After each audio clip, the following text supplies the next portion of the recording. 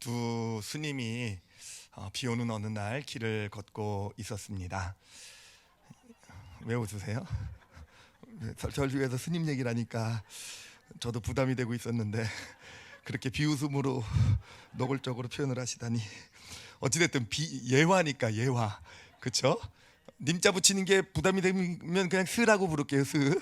두 스께서 이렇게 예, 하여튼 그 두 스님이 이제 비가 억수같이 내리는 날 길을 걸어가고 있었어요. 근데 길을 걸어가고 있는데 어떤 한 여인이 이제 흙탕물이 되어가지고 이렇게 거의 뭐 강물처럼 이렇게 이제 빗물이 이제 흘러가고 있으니까 그 길을 건너지 못하고 이제 발만 동동 구르고 있었습니다. 그 모습을 본 어떤 그 스님 중에 그 한 분이 스님 A라고 할게요. 그 A 스님이 이제 그 여인 앞에 가서 그 여인을 번쩍 업더니 번쩍 없더니 길 건너편으로 이렇게 건너가서는 그 여인을 내려주게 됩니다. 그리고 나서 이제 또 두 스님은요 계속해서 길을 가게 돼요. 근데 길을 가는데 한 5시간 정도 이렇게 길을 같이 이렇게 갔는데 그 5시간 정도 됐을 때 스님 B라고 하겠습니다. 그 스님 B가 갑자기 스님 A에게 그런 말을 하는 거예요. 스님, 왜 그 여인을 업고 길을 건너셨습니까? 우리 출가인들은 그렇게 해서는 안 되는 것을 모르십니까? 라고 이렇게 얘기를 한 겁니다. 그랬더니 그 스님 A가, 그 여인을 업고 걸었던 그 스님 A가 이렇게 대답을 했다고 합니다. 나는 5시간 전에 그 여인을 내려놓았는데 스님은 아직도 그 여인을 업고 계시는군요. 예. 무슨 의미인지 아시겠죠, 그렇죠? 예, 이렇게 5시간 전에 이미 그 스님은 건네준 스님은 내려놨지만 이 딴 스님은요, 비유적으로 표현한 거죠. 그 5시간 전 그 사건을 아직도 이렇게 마음에 담고 있으면서 그 5시간 동안 얼마나 고민했겠어요, 그렇죠? 5시간 동안에 저 스님이 해서는 안 된 스님이 왜 저런 행동을 했을까? 이걸 뭐 빨리 저 틀린 걸 고쳐줘야 되는데 언제 고쳐줘야 될까? 내가 이제 지금 말해도 될까 안 될까? 하여튼 5시간 동안에 정말 여인을 업고 온 거 맞는 것 같아요, 그렇죠? 예, 하여튼 재밌는 비유, 좀 그런 비유인데요. 여러분, 그 우리 인간에게 있어서 그 기억이라는 거 있잖아요. 기억이라는 것은 사실은 굉장히 특별한 능력이에요. 굉장히 특별한 능력. 우리 인간으로 하여금 어떤 그런 그 기억이 있었다라는 것은요, 사실 어떤 이 문화 문명을 발전시키는데 가장 근간이 된 거 아니었겠습니까? 기억이 있기 때문에 어떤 정보, 어떤 지식 이런 것들을 보존할 수 있었고요, 그리고 전달할 수 있었던 것이고요, 그렇죠? 그렇게 해서 쌓아가게 되면서 이 지식, 정보들이 쌓아가게 되면서 오늘날에 정말 어떤 이 땅의 존재들도 뭐 꿈도 꾸지 못하는 어떤 그런 하여튼 동물들은 예전이나 지금이나 똑같이 살아가잖아요, 그렇죠? 근데 우리 인간들은 어떤 그렇게 다르게 살아갈 수 있는 어떤 그런 그런 능력이 바로 이 기억이라는 아주 특별한 우리에게 인간에게 있는 다른 동물보다 훨씬 더 길게 기억할 수 있는 그 능력에 있구나라는 것을 볼 수가 있습니다. 그렇지만 이 기억의 능력은요, 사실은 꼭 좋은 것만은 아니라는 거죠. 좋은 것만은 아닌 게 이 두 스님의 예화에서처럼요, 이 기억이라는 건 우리로 하여금 이 과거를 짊어지고 살아가게 만드는 어떤 그런 역할을 하기도 합니다. 특히 과거의 어떤 좋지 않은 일이라든지 어떤 실패라든지 아픔이라든지 갈등 이런 것들을요. 그렇죠. 진짜 우리 인간처럼 오래 짊어지고 가는 존재는 없는 것 같아요. 제가 강아지를 키우는데 얘네들은 아무리 먹이 하나 놓고 그렇게 큰 갈등으로 정말 죽일 듯이 서로 이빨 내밀고 싸우다가도 바로 그 다음 순간에 다 잊어버리고 살더라고요. 그래서 이게 벨도 없는 것들 제가 보면서 만약에 제가 누구랑 그렇게 싸웠으면은요, 정말 그쵸, 그 어떤 마음속에 뭔가를 간직하고 내가 하여튼 참 오래 갔을 것 같아요. 하여튼 이 과거라는 것을 이렇게 짐으로 만들어 주는 거, 그래서 짊어지고 살게 만드는 것이 바로 이것이 바로 기억이 하는 또 참 부정적인 역할이 아닌가 생각을 합니다. 자, 그런데 여러분이 그 과거라는 거 있잖아요. 과거라는 게 우리의 이제 짐이 된다고 말씀드렸는데, 사실은 과거라는 짐이 또 시간이 지나게 되면은 좀 희미해지고 또 사라지기도 하는 것처럼 느끼는 게 이제 과거의 기억들 아니겠습니까? 그런데 이게요, 여러분, 과거의 어떤 그 짐이 되었던 그 과거들은요, 우리의 의식 가운데서는 이것이 희미해지고 사라지는 것처럼 보이지만 그렇게 되겠지만 실제 이 과거의 기억들은요, 바로 이 그 의식 세계에선 사라져도요, 이 무의식 세계 가운데는요 찌꺼기를 남기다. 제가 찌꺼기라는 표현을 썼어요. 또는 불순물을 남기게 되는 게 바로 이 과거의 어떤 그런 특히 부정적인 힘들었던 그런 기억들. 그래서 의식 세계는 사라진 것처럼 보여도 그 무의식 세계에는요 그 찌꺼기, 이 불순물들이 남아 있게 된다라는 것이죠. 제가 생각난 사건, 아주 정말 어떻게 보면 참 어이없는 사건이었는데, 생각난 게 뭐냐면은, 제가 어렸을 때, 하여튼 저희 집은 삼형제인데 제가 중간인데, 하여튼 형한테 저랑 제 동생이 엄청 많이 맞았어요. 참 많이 맞았는데, 참 지금 생각을 해보면은요, 사실은 이제 뭐 고등학교 때까지 맞은 거겠죠, 그렇죠? 근데 그 이후로 시간이 지나고 나서 맞은 거에 대한, 어떻게 맞았고 그때 왜 맞았고 그때 정말 내가 어딜 맞아가지고 내가 그 피를 토하고 그때 귀를 맞아가지고 귀가 찢어져가지고 뭐, 그런 건 잘 기억이 안 나요. 다 기억하고 있네요 지금요. 어찌됐든 그런 기억들은 그냥 잊혀져 가는 것처럼 느끼기도 하는데, 정말 신기하게 느꼈던 게 뭐냐면은, 제가 그 미국에서 한 10년 정도 살았었어요. 10년 정도를 살고 있다가 정말 형제들끼리 커가지고 이제 오래간만에, 그것도 미국에서 재회를 하게 됩니다. 삼형제가 만났던 기억이 있어요. 그래서 식사를 같이 하는데, 형이 앉아 계시고 저랑 이제 동생이랑 이렇게 같이 앉아 식사를 하는데, 갑자기 형의 얼굴에서 예전에 저희를 두들겨 팰 때 나타나는 그 독특한 시그니처 표정이 있거든요. 그 눈빛이 딱 나타나게 되는데, 저랑 제 동생이랑 동시에 수저를 놓쳤어요. 저랑 저 동생 투저를 놓치면서 갑자기 전율이 일어나면서 등줄기에 뭔가 정말 그런 거 있잖아요. 싸늘한 감정. 정말 그 기억에서는 사라졌다고 생각을 하고, 오래간만에 진짜 만난 반가운 형제인데도 그 눈빛 하나에 감정이 살아 있는 거죠. 그 감정이 살아서 올라와 가지고는 하여튼 하여튼 뭐 간단한 예를 들어드렸지만, 그래요. 우리 어떤 과거의 어떤 일들, 특히 부정적인 어떤 그런 힘들고 고통스러웠던 일들은요, 시간이 지나면서 의식 가운데서는 조금 희미해지고 사라져갈지 모르지만, 그러나 무의식 가운데서는요 이게 하여튼 찌꺼기를 남긴다라는 거죠. 계속 어떤 불순물들을 계속 쌓아가는 어떤 그런 것이 과거의 어떤 그런 일들이라는 것이죠. 자, 그런데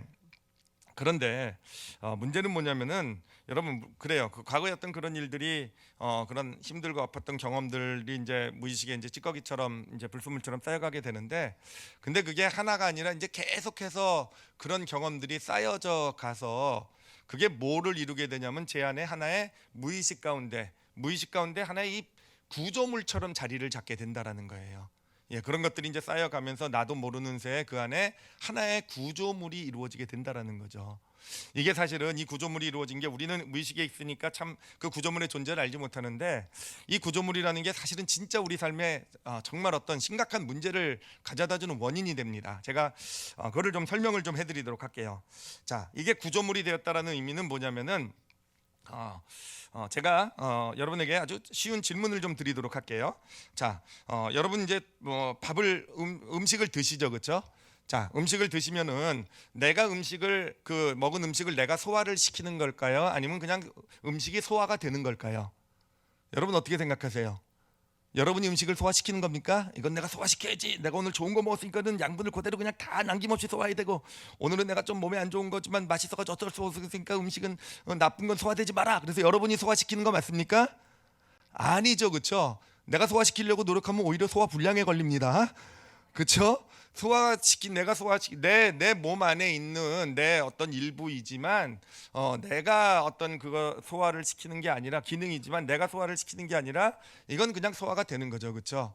그러니까 우리 몸에 생명을 유지하기 위해서는 이게 피가 흘러야 되는데, 피가 흐르는 것이 내 의지로 내가 생각해서 피를 흘리는, 내가 좀 요즘 손발이 차니까 손발 쪽에 피를 더 많이 보내야겠다 해서 피를 흘려 보내는 것이 아니라, 내가 피를 흘려 보내는 것이 아니라, 피는요 이미 우리 안에 심장이 있고 핏줄이 다 구조화돼 있지 않습니까? 그렇잖아요. 지금 다 구조화돼 있어서 그 안에서 그냥 피가 흘러서 가는 거죠, 그렇죠? 그렇죠. 소화기관이 이미 다 구조화가 돼 있기 때문에 내가 소화를 시키는 것이 아니라 음식이 그냥 소화가 되는 거 아니겠습니까? 바로 이 무의식이라는 것이 구조화가 되었다는 의미가 바로 그렇다라는 거예요. 어떤 우리가 어떤 삶에 어떤 자극이 들어올 때, 어떤 그런 환경, 어떤 상황이 딱 우리 가운데 생기게 되었을 때, 그래요, 이 무의식이 주로 하는 역할이 감정을 만들어내는 일을 한다고 말씀을 드렸어요. 그 감정을 만들어내는데 내가 감정을 만들어내는 게 아니라는 거예요. 아, 이런 사건이, 이런 아픈 일이 생겼고 이런 힘든 일이 생겼으니까 요건 내가 분노해야 될 때야. 아, 저 사람이 이렇게 나에게 말을 했으니까 요 말은 나에게 아픔이 되니까 내가 이걸 가지고 요런 상처가 되니까 요렇게 내가 이 원망, 이렇게 마음이 힘들어질 거야. 이렇게 내가 감정을 만들어내는 게 아니라는 거예요. 그죠? 음식이 소화되듯이, 피가 흘러가듯이, 그냥 어떤 음식이 들어오면 소화가 되고 우리가 공기를 들이마시면 그 피가 흘러서 산소를 공급하듯이, 그래요. 그냥 그런 자극이 들어오면은 내 안에서 자연적으로 내 의지, 내 생각, 그러니까 상관없이 그런 감정을 만들어내게 된다라는 것입니다.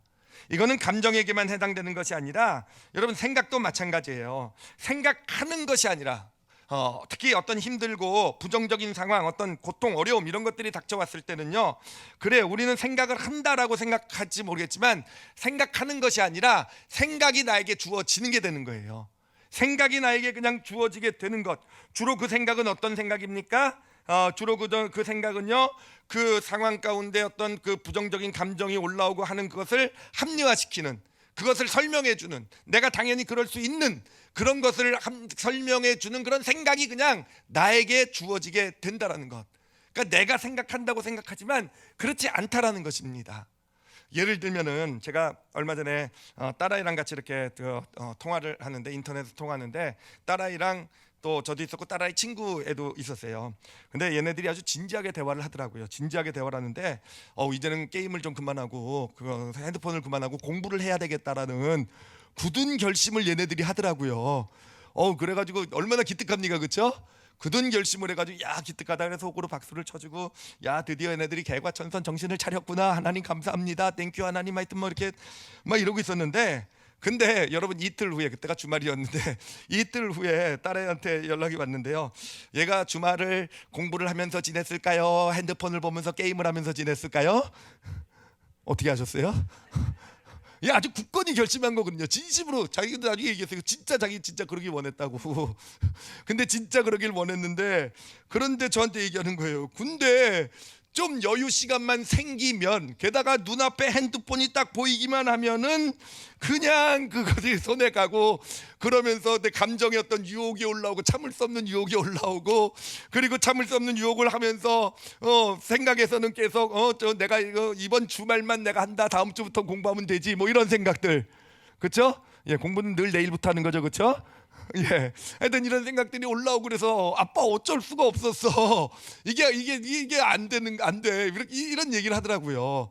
저 어떻습니까? 얘가 그러면 그 전에 얘기했던 친구랑 진지하게 얘기했던 것은 자기의 생각이 아니라 거짓말, 저한테 잘 보이려고 거짓말했던 거겠습니까? 아니라는 거예요. 진심이죠. 진짜 그렇게 원했고 그렇게 생각하고 있어요. 그게 맞는 거라고 생각하고 있지만, 그러나 이런 어떤 자극이 들어오게 되었을 때 그 안에 바로 자신도 모르는 무의식이 구조화된 이 무의식 안에서 이 핸드폰이란 자극이 딱 들어오고, 시간 여유가 있다는 자극이 딱 들어오니까 결과물을 뭘 만들어내는 겁니까? 감정의 결과물, 유혹이라는 감정의 결과물을 그냥 올라오는 거고요. 그리고 뭘 만들어냅니까? 공부는 내일부터 하면 되지라는 생각, 그렇죠? 공부할 시간 얼마나 많은데, 아직 시험도 많이 남았는데, 그런 생각이요, 그렇죠? 그런 생각들이 그냥 자자자자자 그냥 자동적으로.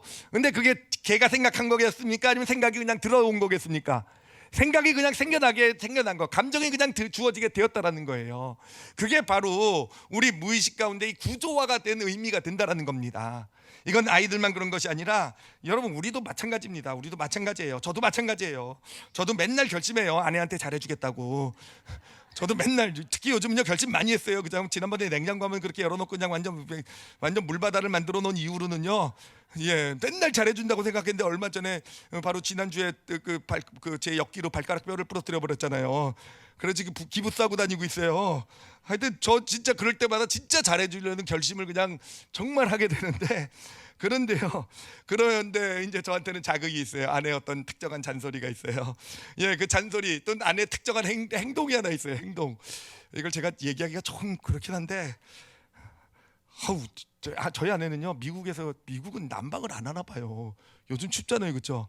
제가 난방을 열심히 올려놓으면요, 그냥 쫓아다니면서 열심히 그걸 내려놔요. 하여튼 딱 그런 거를 보는 순간에 이게 뭐라 그러나 이 제 안에 있는 구조화된 무의식이 작동하기 시작하게 돼요. 그래가지고는 제가 생각하지 않았던 제가 원하지 않았던 부정적인 감정이, 저는 원래 잘해주길 원하는 게 제 감정인데 올라오게 되고, 그러면서 제가 하지 말아야 될 말들, 옳지 않다고 평소에 때는 전혀 옳지 않고 해서는 안될 맨날 설교에서도 얘기하고 맨날 그렇게 주장했던 그런 모습들이 저한테도 이렇게 나타나게 되는 거, 여러분 그게 제 본심이 아닙니다. 아시겠죠? 예, 지금 아내한테도 꼭 좀 보면 얘기해 주세요. 그게 목사님 본심이 아니라 그 안에 뭐가 있다고요? 무의식 속에 구조화된 어떤 그런 모습이 자리 잡고 있어서, 이 구조화된 무의식이 그런 자극이 들어오면은 나도 모르게 그냥 공식처럼 그것을 만들어내는 어떤 그런 모습이 나타나게 된다라는 것입니다. 그래요. 우리가 사실은 정말 좀 어떻게 보면 정말 참 인간이 대단한 존재다라고 생각하면서 착각하는 게 바로 거기가 아닌가라는 생각이 들어요. 우리는 뭐 철학자도 얘기했죠. 나는 생각한다, 고로 나는 존재한다, 뭐 이런 얘기 있잖아요. 근데 나는 생각한다라고 말하는데 진짜 그게 맞을까라는 거죠. 그래요, 맞는 경우도 있을 수 있을 거예요. 그렇지만 대부분의 어떤 정말 부정적인 힘든 어려운 상황, 어떤 삶의 어떤 그런 실수, 좌절, 어떤 이런 것을 가져다 주는 어떤 그런 일들에서 보면은요, 나는 생각한다가 맞지가 않다라는 거예요. 나는 생각하는 것이 아니라 내 안에 있는 이 나도 모르는 그렇지만 분명히 내 안에 존재하고 있는 이 구조화된 이 무의식 가운데서 생각을 나에게 주는 거예요. 그걸 내가 속아서 내가 생각한다라고 믿게 되는 것이고요. 감정은 더더욱 그렇죠. 감정은 더더욱 그래요. 이 무의식 안에 있는 구조화된 어떤 이 구조물, 여기서부터 어떤 감정이 주어지게 되는 것이고, 그 감정을 나는 당연하다고 생각하고, 이런 상황이니까 이렇게 쏟아놓을 수 있고, 내가 이렇게 할 수 있고, 이렇다고 생각하지만, 아니요, 실은요, 내가 생각하고 내가 감정을 만들어내는 것이 아니라 생각은요, 나에게 주어지게 되는 거. 감정이란 건 나에게 그냥 주어지는 거예요. 그걸 마치 내가 생각하고 내가 감정을 느끼는 것처럼 그렇게 여기도록 만드는 거죠, 옛사람이 결국은요. 그러면서 결국 우리 삶의 모든 영역을 보면은 대부분 모든 영역 가운데 이 구조화된 무의식이 작동하고 있어요. 시스템처럼 작동하고 있어요. 그래서 작동해서 정말 어떤 그런 우리 삶 가운데 갈등이나 다툼, 어떤 정말 실수나 뼈아픈 어떤 실패 같은 것을 가져다 주는 것을 보면은 결국은 이것이 정말 원해서 내가 그렇게 정말 진짜 내가 그렇게 판단해서 옳고 그름을 판단해서 간 것이 아니라, 정말 많은 경우에요, 이 무의식, 구조화된 무의식에 의해서 거기서 주는 생각, 감정을 내 거라고 생각을 해서 결국 그거에 따라서 어떤 삶을 살아간 것이 결국 그러한 아픔, 그런 고통을 가져다 주게 되었다라는 것을 우리가 볼 수 있어야 하는 것입니다. 자, 그런데 이 구조화된 무의식을요, 이미 사도 바울은 우리에게 알려주고 있어요. 사도 바울은 뭐라고 표현하고 있냐면요, 이것을요, 일단 먼저 로마서 7장 2절을 한번 보도록 할게요. 7장 2절에 보면은 이렇게 얘기를 합니다.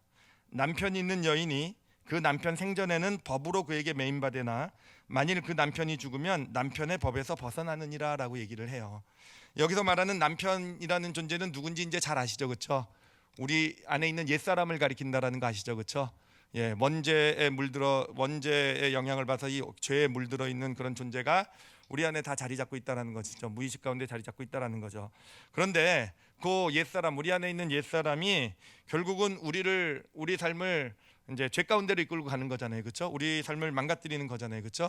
근데 그 옛사람이 사용하는 게 뭐냐면은 남편의 뭐를 사용한다고요? 법을 사용한다라는 거예요. 법. 남편의 법. 이 법, 남편의 법이라는 것, 이거를 사실은 사도 바울이 나중에는 아주 이름을 붙였어요. 아주 유명한 이름을 붙였어요. 그래서 우리도 알고 있는 유명한 이름을 붙였는데요, 그게 바로 로마서 8장 2절에 나옵니다. 8장 2절에 이렇게 얘기합니다.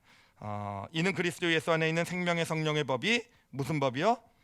죄와 사망의 법에서 너를 해방하였습니다. 그러니까 우리가 예수 그리스도를 믿기 전에는 우리 안에 무슨 법이 역사하고 있었다라는 겁니까? 죄와 사망의 법. 이게 바로 옛 남편의 법인 거예요. 옛사람의 법. 옛 사람이 사용하던 우리를 죄 가운데로 이끌고 가기 위해서 위해서 사용했던 그 법이 바로 이 그 옛 남편의 법이고요. 이걸 바로 죄와 사망의 법이라고 얘기하고 있는 겁니다. 여기서 죄와 사망의 법이라고 얘기했을 때 이것은 여러분 규칙을 얘기하는 게 아니에요. 1조, 2조, 3조, 4조에서 법 이걸 얘기하는 게 아니라 법칙을 얘기한다고 보시면 될 거예요. 법칙이라는 건 뭔지 아시죠? 그렇죠? 만유인력의 법칙 그럼 아시죠? 그렇죠? 예, 사과가 밑으로 떨어지는 거예요. 그렇죠? 만유인력의 법칙 하면은 그 법칙이라는 건 그 법칙이 어떤 물건이든 그대로 사과라는 것이 자기 의지랑 상관없이 그 법칙에 적용이 돼서 공중에 놔두면 떨어지게 돼 있는 거 아니겠습니까? 그러니까 법칙, 뭐 수학 법칙이라고 얘기를 하면은 1 더하기 1은 몇입니까? 예, 우리의 의지랑 상관없이 여러분 2라고 써야 돼요. 아니면 틀립니다. 예, 나는 고집을 가지고 무조건 1과 2를 4로 만들 것이다 그럼 틀려요. 그렇죠? 3 곱하기 4는 12가 나와야 되는 거죠. 그렇죠? 이거는 뭔가 의지, 생각이 개입될 것이 아니라 그냥 그 자체가 더하기라는 곱하기라는 그 법칙이 작용이 돼서 그런 결과가 나오게 되는 거잖아요. 바로 죄와 사망의 법이라는 게 그런 법칙이라는 거예요. 바로 우리 안에 이 무의식이 구조화가 되어서 그 무의식이 구조화된 무의식 가운데서 뭐가 역사하고 있습니까? 죄와 사망의 법칙이 역사하고 있다라는 겁니다. 그 죄와 사망의 법칙은 어떻게 해서 만들어졌습니까? 바로 과거에 우리가 경험했던 어떤 일들 이런 것들이 사라지지 않고 우리 기억 가운데 남아있게 되고요. 그것이 의식 속엔 사라지더라도 그것이 남아서 무의식 가운데 찌꺼기 불순물을 남기게 되고요. 그렇죠? 그것이 어느샌가 점점 쌓여져 가지고 어떤 구조물과 같이 변하지 않는 구조물과 같이 우리 안에 자리 잡고 있게 되고요. 바로 그 구조물 가운데 역사하는 법칙의 이름이 뭐냐? 죄와 사망의 법칙이라는 거예요. 그래서 우리 삶 가운데 어떤 자극이 들어오고 어떤 환경이 일이 생기고 어떤 문제가 생기고 어떤 상황 가운데 특정한 상황이 주어지게 되면은 그래요. 내가 생각하고 내가 감정을 만들어내는 것이 아니라 이 죄와 사망의 법칙이 내 안에 있는 나도 모르는 그 법칙이 작용하고 있는 법칙이 그 안에다가 그 어떤 그런 상황이나 어떤 반응을 집어넣었더니 결과물로서 뭐를 만들어내는 겁니까? 갈등이라든지 다툼이라든지 그렇죠? 잘못된 결정, 하지 말아야 될 말, 어떤 하지 말아야 될 행동 결국 죄와 사망으로 우리를 끌고 가는 그러한 결과물을 만들어내게 되는 거. 우리는 그것이 누가 왜 그런 일이 일어난지도 모르는 새 그렇게 이 죄와 사망의 법칙 가운데 적용이 되어서 우리 삶을 어떻게 보면 우리가 속아서 그렇게 삶을 그런 죄와 사망으로 스스로 가는 그런 삶을 살아가게 되는 것. 이게 바로 우리 안에 있는 무의식, 죄와 사망의 법칙, 바로 이것이 원인이 된다라는 것입니다. 바로 바울이 로마서 7장에서 계속 고백하고 있는 것이 그거예요. 7장 15절에 보면 이렇게 고백하잖아요. 바울이 이렇게 잘 보세요. 내가 행하는 것을 내가 알지 못하노니 곧 내가 원하는 것은 행하지 아니하고 도리어 미워하는 것을 행함이라라고요. 내가 원하는 것은 행하지 아니하고 그래요. 바울이 평소에 자신이 원하는 것, 바울도 하나님을 아는 사람이고 훈련을 받으면서 옳고 그름도 알고 어떻게 살아야 되는지 너무 잘 알죠. 그렇죠? 예, 잘 알고 있어요. 그래서 이렇게 살아야 된다는 건 너무 잘 알고 있지만 그렇지만 그것은 오히려 행하지 못하고 정말 인생의 중요한 순간에 정말 그렇게 살아내야 될 그런 순간에 도리어 내가 원하는 것을 하지 못하고 뭘 한다고요? 미워하는 것을 한다라는 거예요. 그렇죠? 내가 원하지 않는, 내가 옳다고 생각하지 않는. 근데 그 당시는 당연히 모르겠죠. 왜냐하면은 이 법칙이 작용을 하기 때문에 죄와 사망의 법칙이 작용하고 있기 때문에 그래요. 나도 모르는 새 그게 맞다고 내 생각이 만들어내고요. 그렇게 당연히 할 수 있다고 내 그런 감정이 만들어지게 되고요. 그래서 도리어 내가 미워하는 것을 행하는구나. 예, 바로 자신 안에 있는 이 죄와 사망의 법칙의 존재를 다윗이래요. 바울은 발견한 거예요. 그리고 우리에게 이렇게 정확하게 죄와 사망의 법에 대해서 알려주고 있는 것입니다. 자, 여러분 어떻습니까? 여러분의 삶은 어떠신 것 같으세요? 여러분의 삶에도 그래요. 저도 이 말씀을 준비하면서 저를 돌아보면서 이제까지는 그냥 제가 그렇게 생각하고 제가 그렇게 감정을 느끼고 당연히 이렇게 감정을 느낄 수 있고 내가 이렇게 누군가를 힘들어하고 내가 누군가에 대해서 이렇게 정말 섭섭한 마음이 있고 내가 누군가를 향해 이렇게 미움이 있고 이게 사라지지 않고 정말 용서하지 못하고 어떤 이런 것들이 있는 게 저도 사실 속아왔던 것 같아요. 정말 이게 저는 제가 제 감정 너무도 당연한 제가 만들 할 수 있는 품을 수 있는 감정이라고 생각해 왔고 그거에 대한 그럴 수 있는 당연한 이유들 제가 생각한 거라고 생각을 했어요. 제가 생각해서 당연히 그럴 수 있다라는 그런 이유들을 다 갖고 있다. 제가 한 거라고 생각했었는데 오히려 위로가 되더라고요. 이게 제가 한 것이 아니라 누가 한 것입니까? 무엇이 한 겁니까? 내 안에 있는 죄와 사망의 법이요. 내 안에 있는 죄와 사망의 법이 이 무의식 가운데 있다는 게 정말 놀라운 무기인 것 같아요. 놀라운 이들의 정말 무기 모르니까 우리가 그 존재를 어느샌가 나를 속여가지고 마치 이게 내 생각이고 내 감정인 양 그래서 나를 죄와 사망 가운데로 이끌고 가고 있었구나. 우리의 삶에 거의 예외 없는 어떤 삶의 모습이 아닐까 생각이 들어요. 이 땅을 살아가는 정말 모든 사람들 예외 없이 바로 이 죄와 사망의 법 가운데서 자신도 모르는 새에 나는 내가 뭐 어때서 나도 이렇게 살 수 있지 합리화하고 또 자신의 감정 생각들을 다 스스로는 옳다고 여기면서 결국은 스스로를 망가뜨린 삶의 원인이 바로 여기 있구나라는 것을 볼 수가 있습니다. 바로 우리 안에 있는 옛사람이요 우리를 향해서 그런 놀라운 영향력을 발휘할 수 있는 이유도 바로 그 근원도 바로 이 죄와 사망의 법칙에 있는 겁니다. 그래요. 그 남편의 법을 가지고 우리를 지배했다고 성경이 얘기하고 있잖아요. 그래 우리 안에 있는 옛사람의 영향력, 힘의 근원도 바로 여기에 있어요. 우리가 옛사람 원죄를 지니니 죄성에 지배받지 않으려고 해도 결국은 이 죄와 사망의 법이라는 어떤 우리 안에 이미 갖춰져 있는 하나의 시스템 구조 가운데서 결국 옛사람의 어떤 어떤 그런 시키는 대로 그렇잖아요. 옛사람이 시킨데 우리 많이 배웠잖아요. 뭐 소유를 통해 자기를 강화하고 뭐 남을 비하하고 뭐 그리고 뭐 역할 연기 많이 배웠어도 그 배운 것이 진짜 삶의 열매로 나타나지 못하게 하는 것은 정말 중요한 순간에 이 옛사람이 바로 이미 만들어진 이 시스템, 이 구조화된 시스템, 죄와 사망의 법칙 이것을 통해서 우리를 조종하고 있기 때문이다라는 것을 우리는 볼 수 있어야 할 것입니다. 자, 그러므로 그렇다고 한다면 이제 아주 문제의 원인은 간단해졌어요. 그렇죠? 정말 우리가 옛사람을 우리가 극복해내길 원한다고 한다면 그리고 정말 우리가 하나님 원하시는 대로 정말 삶을 살아가길 원한다고 한다면 정말 내가 하지 말아야 될 어떤 그런 옳지 않은 일들은 하지 않을 수 있고 무엇보다도 진짜 정말 변화된 삶을 원하잖아요. 정말 진짜 예수 믿고 그랬으면 내가 말씀도 듣고 깨닫고 정말 어떤 그런 소원도 생겼으면 변화돼야 되는데 정말 참된 이 변화 그것도 꾸준한 지속적인 변화를 이뤄내길 원한다고 한다면 어떻게 해야 되겠습니까? 바로 이 죄와 사망의 법칙 이 문제를 해결해야 돼요.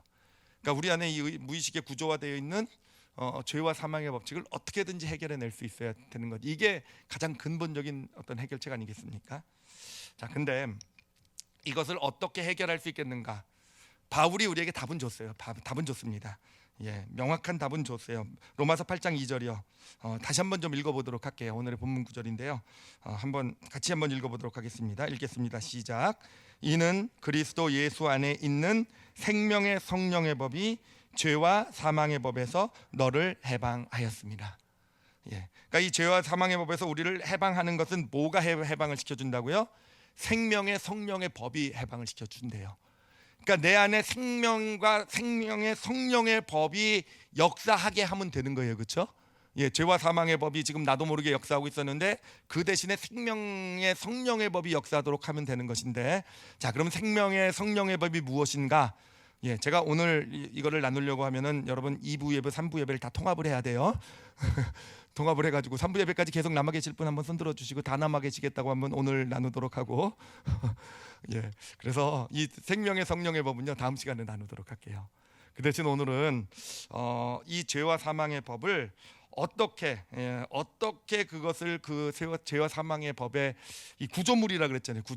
구조물이라고 하면은 어쨌든 구조물을 부숴야 되지 않겠습니까? 허물어 버려야 되지 않겠습니까? 이것을 어떻게 허물어 버릴 수 있는지 허물어 버리는 그런 믿음에 대해서 허물어 버리게 되면 이제 그 위에 이제 생명의 성령의 법이 역사하도록 하면 되는 거겠죠, 그렇죠? 그 허무는 그 믿음을 두 가지만 좀 말씀을 드리도록 하겠습니다. 자, 첫 번째는 여러분이 잘 아는 날 때부터 소경된 사람의 예를 가지고 좀 생각을 해보도록 할게요. 여러분, 이 날 때부터 소경된 사람은요, 정말 어떻게 보면은 정말 그 어떤 삶의 의지가 참 약한 사람이었던 것 같아요, 그렇죠? 예, 아마 그 소경한테 그 소경이 이제 커가지고 거지가 되지 않았습니까? 근데 그가 원해서 거지가 됐을까요? 아니요, 거지가 되길 원하는 사람은 이 세상에 없을 거예요, 그렇죠? 아마 이 소경도 당신이 원해서 거지가 된 겁니까 얘기했으면 엄청 기분 나빠할 것 같아요, 그렇죠? 엄청 그걸 원하는 사람이 어디 있습니까? 나도 뭐 어쩌고 저쩌고 나도 이렇게 살려고 했고 근데 근대가 붙겠죠, 그렇죠? 근데 예. 여러분, 말을 하실 때 근대라는 말을 좀 안 쓰시는 그런 훈련을 좀 하시길 바랍니다. 정말 많이 해요. 제가 저도 훈련을 요즘 하려고 하고 있는데 끝에 말만 하고 나면 꼭 뒤에 근대 그런 데가 꼭 붙더라고요. 예, 이거 참 안 좋은 말 습관인 것 같아요. 하여튼 어찌됐든 이게 근대는 다 합리화나 어떤 그런 앞에 좋은 얘기하고 꼭 부정적인 얘기할 때 꼭 그런 데가 붙더라고요. 하여튼 어찌됐든 이건 중요한 게 아니고 잊어버려요 이런 거. 예, 오늘 중요한 거 아니니까. 하여튼 이 사람은 거지가 되길 원해서 그런 게 아니라 사실은 자기의 마음이 원한 건 뭐겠습니까? 그래, 정말 자기도 정상적으로 잘 살고 정말 성공하고 그러고 싶었는데 결국은 어쩐 거지로 그러니까 그 소경으로 태어난 게 핑계가 되고 변명이 되어서 결국은 그 거지가 되어져가는 길을 걸어가게 된 거 아니겠습니까? 그러니까 정말 의지가 세상적으로 보면 진짜 의지가 약한 사람이라고 볼 수가 있어요.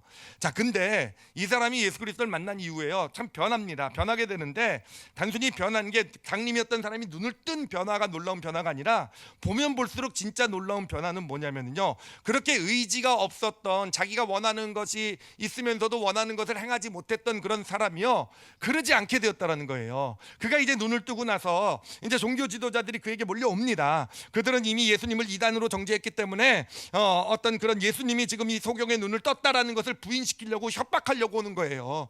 그래서 이미 네가 만약에 예수님을 부인하지 않으면, 인정하면 너는 이 사회에서 더 이상 살아갈 수 없다, 더 이상 사회에서 먹고 살 길이 없을 것이다, 이렇게 협박을 하게 돼요.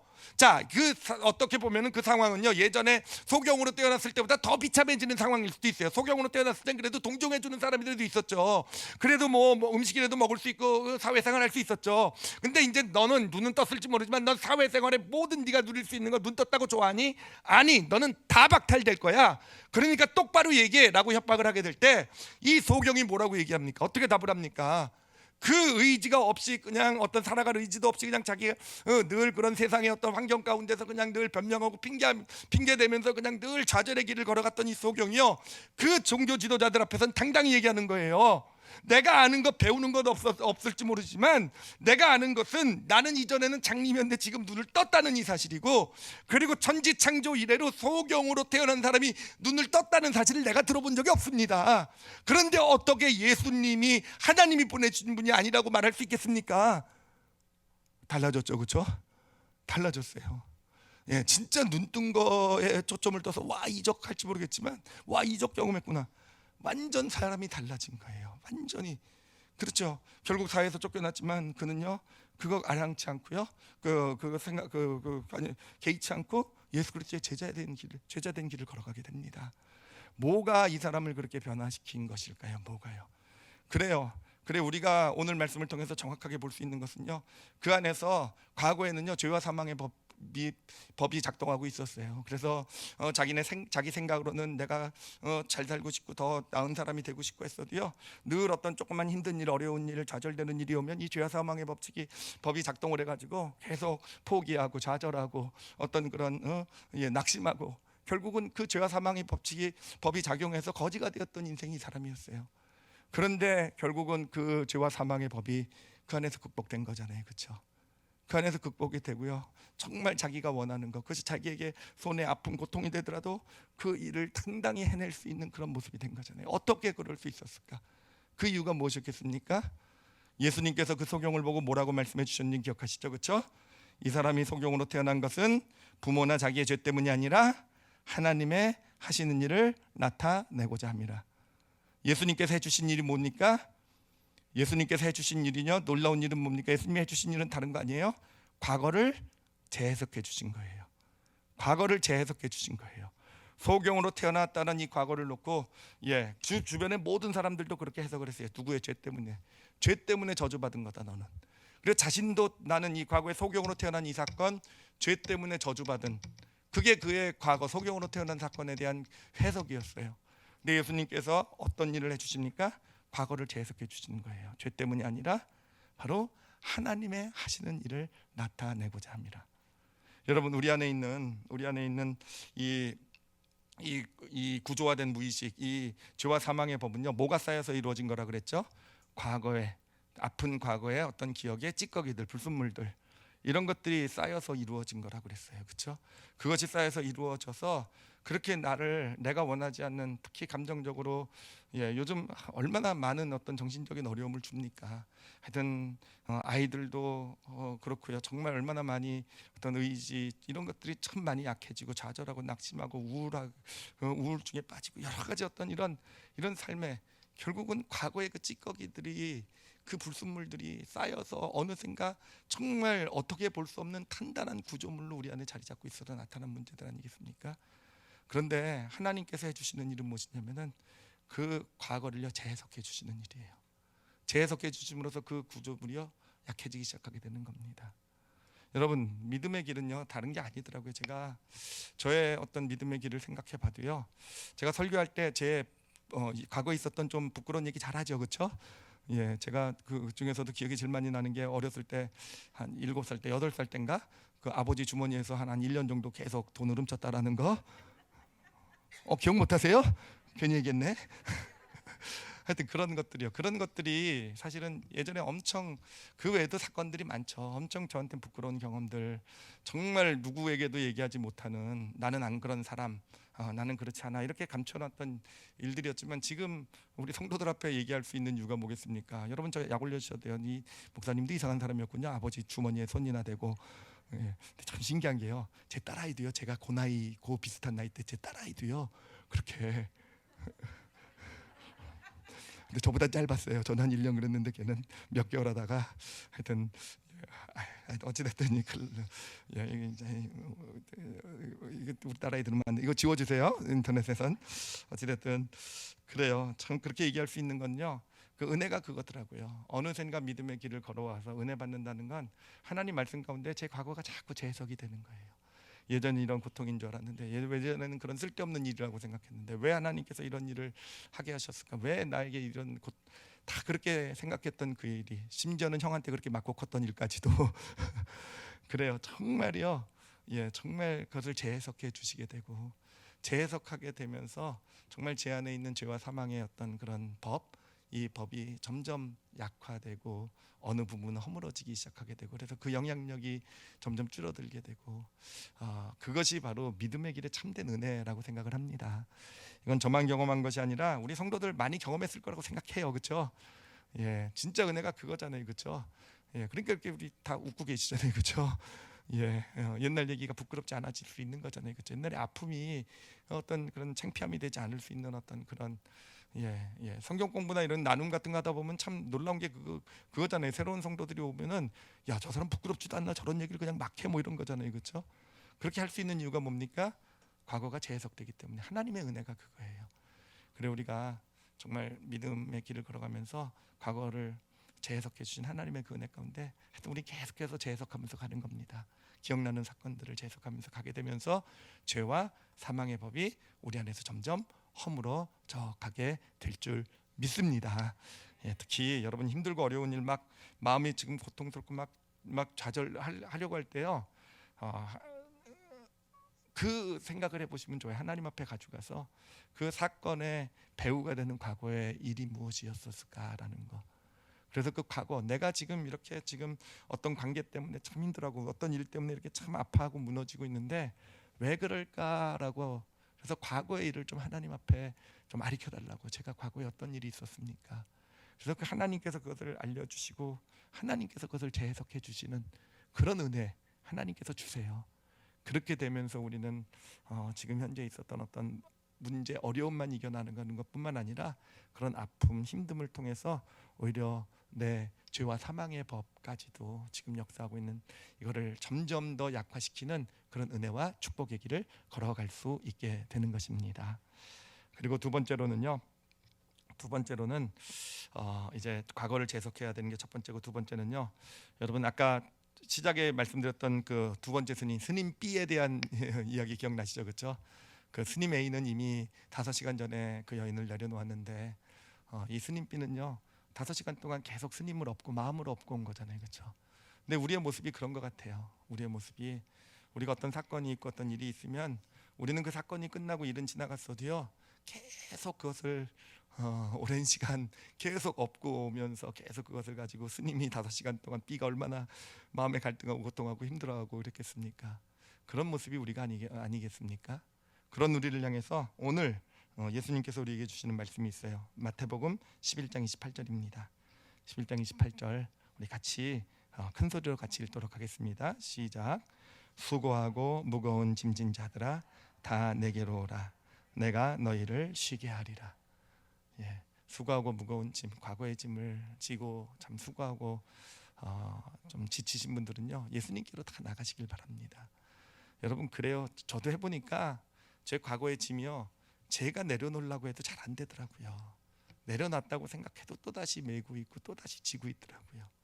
여러분, 예수님 앞에 가지고 나가시길 바랍니다. 왜냐하면 예수님은요 내 짐을 받으셔서 그것을 어디에다 못 박아 버리십니까? 십자가에다 못 박아 버리세요. 내 과거를요. 예, 그러면은 다시 내가 짐을 지지 않을 수 있는 그런 은혜와 능력이 임하게 되는 것입니다. 그래서 여러분 또 예배 드릴 때마다 이 수고하고 무거운 짐, 그 과거의 짐을 예수 그리스도 앞에 다 내려놓으실 줄 아시는, 그래서 과거로부터 자유해지실 수 있으신 그런 우리 올리브교회 성도들이 되시기를 바랍니다. 자, 오늘 이 죄와 사망의 법에 대해서 우리가 함께 나눴는데요. 여러분, 이거 정말 중요한 깨달음이에요. 정말 죄와 사망의 법에서 예전에도 사실은 로마서 얼마나 중요합니까? 특히 8장 너무너무 중요한 구절이어서 중요한 내용이어서 많이 공부됐지만 사실은 구체적으로 깨닫지 못했던 것 같아요. 죄와 사망의 법이 무엇인지. 하나님께서 너무 구체적으로 알려주셨어요. 죄와 사망의 법이 내 안에 무의식 가운데 자리 잡고 있는 무의식 가운데 적용하고 있는 법칙이구나. 나도 모르는 나를 죄와 사망으로 이끌고 가는 법칙이구나. 우리 올리브교회 성도들도 다 깨달으셨는 줄 믿습니다.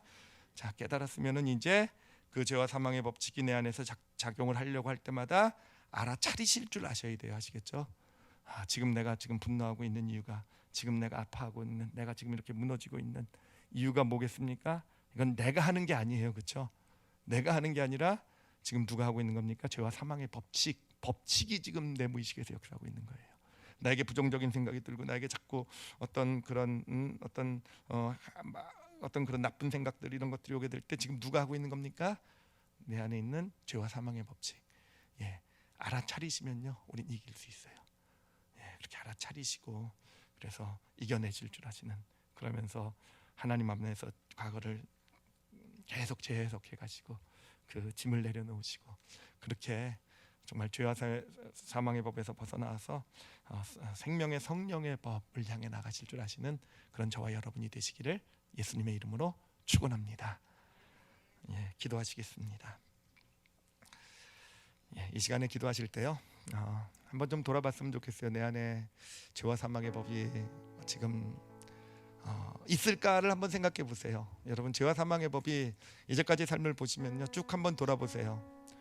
사실 우리는 죄와 사망의 법이 그 법칙이 작동했을 때 그 기억들을요 기억 안 하려고 그래요. 우리 무의식적으로 잊어버리려고 합니다. 무의식이 시키는 거예요. 그건 그냥 잊어버리고 지나가라고. 근데 우리가 한번 좀 돌아봤으면 좋겠어요. 돌아봤으면 좋겠어요. 특히 관계 가운데. 그래요. 나에게 어떤 실수나 좌절, 후회되는 일이 있었다고 한다면 여러분 한번 돌아봤으면 좋겠어요. 여러분, 그 순간에 역사한 거는요 죄와 사망의 법이에요. 사실은 진짜 내가 한 게 아닙니다. 진짜 내가 한 거 아니에요. 나는 속은 거죠, 그렇죠? 우리가 그것을 좀 정확하게 봤으면 좋겠어요. 봐서 정말 그렇구나 인정해야, 그래야 이제 싸워 나갈 수 있거든요. 이제 내가 알아차리고 싸워 나갈 수 있으니까. 그래서 여러분 기도하실 때 하나님 앞에 인정해 드리세요. 죄와 사망의 법이 내 안에 역사하고 있습니다라는 거, 역사해 왔습니다라는 거, 이제 그를 극복하게 해주세요라고 그렇게 하나님께 인정해 드리시길 바랍니다. 그리고 오늘 두 가지 적용을 나눠드렸는데, 과거가 재해석되어야 된다라는 거예요. 과거가 재해석되어야 된다라는 거. 여러분 안에 삶에 있는 참 힘들고 정말 끔찍하고 그랬던 과거 있을 거예요. 근데 하나님께 좀 구하세요. 이 과거를 좀, 그 의미를 소경에게 그렇게 알려주셨듯이 저준 줄 알았는데 하나님이 하실 일을 나타내고자 합니다. 그렇게 나에게도 알려주세요라고. 그래서 내 과거가 좀 새롭게 해석되게 해주세요라고. 제가 정말 너무 사실 많이 힘든 분 계시잖아요. 어떤 삶의 문제들 때문에, 또 자신의 내면의 어떤 그런 모습들, 연약함, 우울, 이런 것들 때문에 여러분 과거가 재해석돼야 됩니다. 그래야 근원적으로 치료가 돼요. 해결이 돼요. 약은 그냥 망각시키는 것밖에 안 돼요. 과거가 재해석되는 그런 하나님의 은혜를 구하시기 바랍니다. 그리고 오늘도 만약에 내가 지난주에 있었던, 또 아니면 올해 있었던 일들이 내 기억에 짐이 되어 있었다고 한다면, 그래요, 우리가 예수 그리스도 수고하고 무거운 짐 진짜 내려놓습니다라는 거. 한 해가 지나기 전에 올해의 짐은요 다 내려놨으면 좋겠어요. 올해 있었던 모든 일들이 짐이 되어 있었던 것은 다 내려놓고 예수 그리스도 그 십자가의 못을 박아 버립니다라고 고백하셨으면 좋겠어요. 우리 다 같이 함께 자신을 놓고요 통성으로 기도하시겠습니다. 하나님 아버지 감사합니다. 하나님 아버지,